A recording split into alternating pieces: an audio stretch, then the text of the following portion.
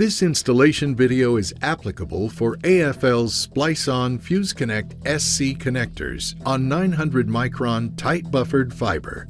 These step-by-step instructions demonstrate the termination of the connector using a Fujikura 90S Plus Fusion splicer.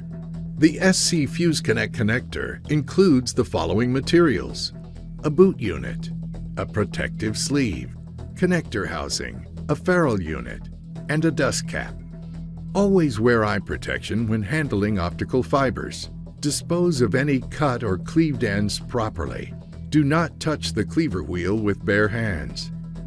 Begin by loading the ferrule unit into the right side of the Fusion splicer. Slide the connector boot and protective sleeve onto the fiber.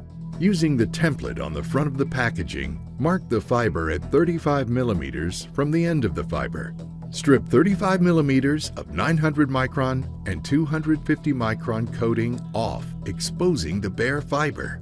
Clean the fiber with a lint-free wipe and fiber preparation fluid. Place the fiber in the 900 micron Fuse Connect fiber holder with the end of the 900 micron coating at the end of the fiber holder. Close the fiber holder clamp. Load the fiber holder into a precision cleaver and cleave the fiber. Carefully remove the fiber holder with the cleave fiber end from the precision cleaver. Load the fiber holder into the left side of the Fusion splicer and close the wind protector. Splice the fiber to the Fuse Connect connector. Once the splicer has performed a tension test on the splice, open the fiber holder and ferrule unit holder clamps. Continue to keep tension on the splice while removing it from the Fusion splicer. Slide the protective sleeve over the splice so that it is flush with the ferrule unit.